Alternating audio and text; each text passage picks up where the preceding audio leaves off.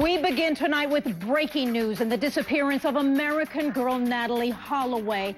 Just when he thinks he will walk on murder charges in the death of Holloway, another young woman turns up dead, allegedly at the hands of Joran Sloot.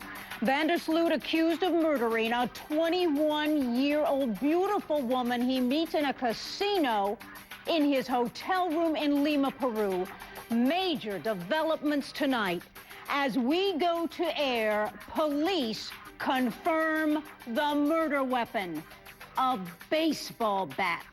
After secretly skipping town, going on the run in Chile, Sloot captured. Joran Sloot thrown out of Chile. That's right, they don't want him. Authorities hauling him back to Peru, strapped in a bulletproof vest in case somebody is trying to kill him. And it's not over yet, Sloot. He is now wanted by U.S. authorities in Birmingham, Alabama.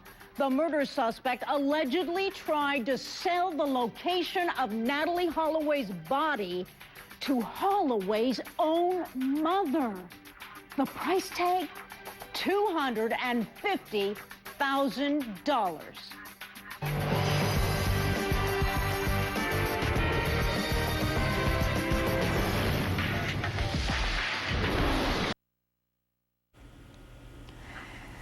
Let's go to a caller. Angie in Virginia. Angie, are you still there? Yes. Hi, Jane. Hi, Angie. I was wondering, since Joran has been arrested, do you think maybe now the Calpo brothers might come forward with information in Natalie's disappearance? That's a really good question. Let's go out to the attorneys tonight. Dan Conaway, international law attorney from Atlanta, Georgia. Hugo Rodriguez, defense attorney and former FBI agent out of Miami. Dan Conaway, what do you say? Could the Natalie Holloway investigation be helped because of the Flores? And just as Mr. Flores said that Stephanie Flores gave her life for the Natalie Holloway investigation? Absolutely, on several fronts. The first front is that they've got charges in the U.S. and they can use that information. And they've got a combination between the U.S. charges and the Peruvian charges now of 85 total years. So he's not going anywhere. And also, they can use the information, the baseball bat, the forensic information, and also the information in the federal investigation from the search in the United States and the charges in the United States to support a new charge and a new criminal investigation in Aruba against this man. And they should do it, and they need to do it. To Hugo Rodriguez, defense attorney, former FBI agent, just yesterday, a federal complaint filed in Birmingham, Alabama, stating that Joran Sloot willingly and knowingly caused someone in Birmingham, Alabama, to wire from a financial institution to the Netherlands $15,000. The total would be $250,000, and he would then tell someone in Birmingham where the body of Natalie was. That was extortion, is saying the federal government. Now, here's my question to you. There's a federal complaint now. It's going to go into the process. Can, at some point, the U.S. extradite Joran Sloot to this country?